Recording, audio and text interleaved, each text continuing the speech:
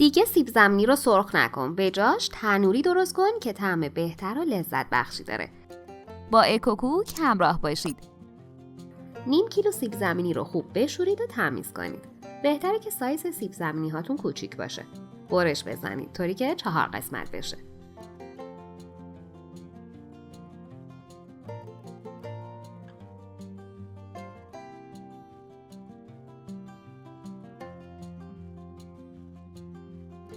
داخل قابلمه پر از آب بریزید.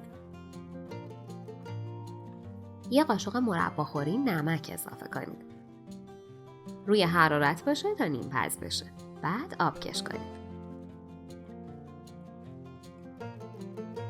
توی ظرف بریزید و بهش یه قاشق چایخوری نمک، نصف قاشق چایخوری فلفل سیاه، نصف قاشق چایخوری آویشن اضافه و مخلوط کنید.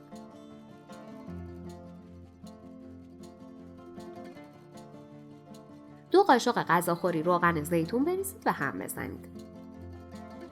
اگه از این آموزش بعداً میخوای استفاده کنی، حتما دکمه سابسکرایب رو بزن تا بتونی به راحتی دوباره پیداش کنی. توی سینی فری که کاغذ روغنی گذاشتید بچینید. 30 الی 40 دقیقه توی فر از قبل گرم شده با حرارت 180 درجه بذارید. توی این فاصله 250 گرم قارچ رو اسلایس کنید.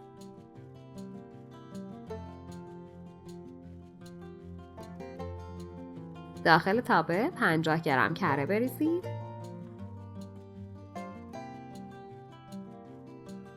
قارچ ها رو اضافه کنید و تفت بدید.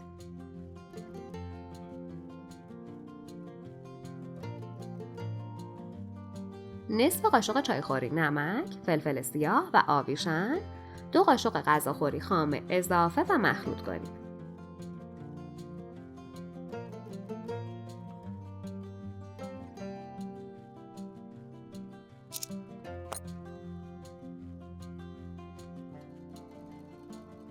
نصف پیمانه شیر اضافه و یک دست کنید.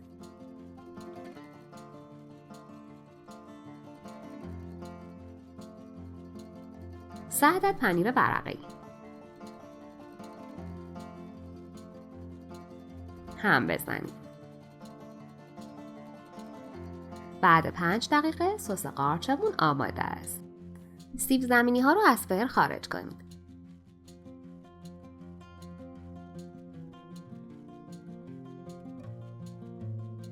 توی ظرف دلخواه بریزید. سس قارچ رو هم روش بریزید. این سیب زمینی تنوری خوشمزه و دلچسب باب میل بچه هاست. نوش جان.